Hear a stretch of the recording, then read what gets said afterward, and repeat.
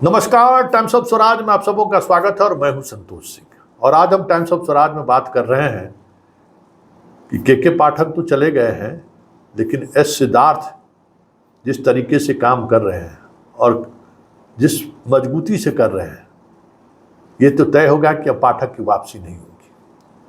लेकिन ये भी तय हो गया कि शिक्षा विभाग को लेकर मुख्यमंत्री बेहद संवेदनशील है और शिक्षा विभाग में आने वाले समय में शिक्षकों की आज़ादी, शिक्षकों की मनमानी, शिक्षकों को लेकर जो एक नज़रिया है, वो नज़रिया फिर से पाठक के जाने के बाद बदले नहीं, इसको लेकर सरकार बेहद सजग है। क्योंकि सरकार इन 6 महीने के दौरान पाठक की कुछ नीतियों की वजह से भले ही उनकी आलोचना उन्हें झेलनी पड़ी हो, लेकिन बहुत सारी ऐसी स्थिति भी बनी है जिससे गांव-गांव में ये बात तो होनी शुरू हो गई थी कि चलिए मास्टर साहब समय पर अब स्कूल तो आ रहे हैं। तो वो जो एक बदलाव हुआ है, वो बदलाव दिखता रहे, इसको लेकर एक बड़ा बदलाव पूरे शिक्षा विभाग में करने का ऑपरेशन एस सिद्धार्थ ने शुरू कर दिया है। अब जिला शिक्षा पदाधिकारी के बजाय डीडीसी के कंट्रोल में पूरा शिक्षा विभाग होगा। ये बातें संकेत के तौर पर ही सही एस सिद्धार्थ ने दे दिया है।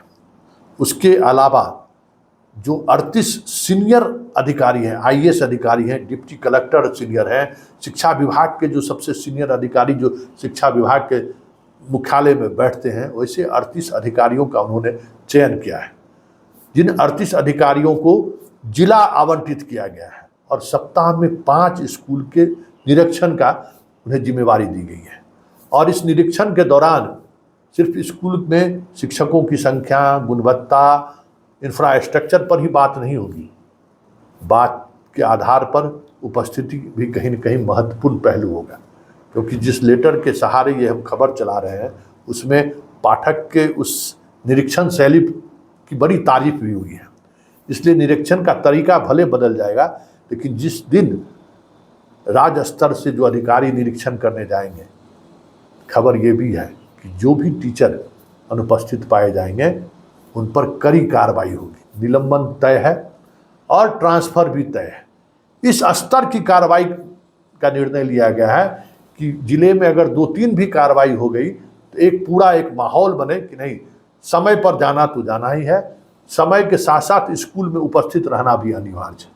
और साथ ही डिस्ट्रिक्ट स्तर पर जो शिक्षा विभाग में जो एक अलग तरीके के कॉकस चल रहा है, जिसको तोड़ने की कोशिश पाठक के द्वारा भी लगातार होता रहा, लेकिन पूरी सफलता उन्हें नहीं मिली।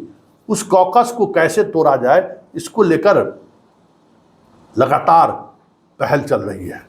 और एस सिद्धार्थ ने इसका जो मैकेनिज्म डेवलप किया है, वो मैकेनिज्म है जिला में जो जिला के शिक्षा पदाधिकारी जो सर्वे सर्वा होते थे, अब उनके ऊपर में एक डीडीसी को बैठा देना है।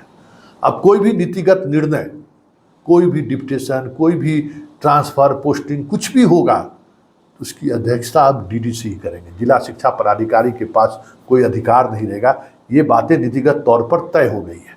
और जो एक पत्र सर्कुलेट हुआ है, उस पत्र के माध्यम से ये चीज़ें सामने भी आ रही हैं।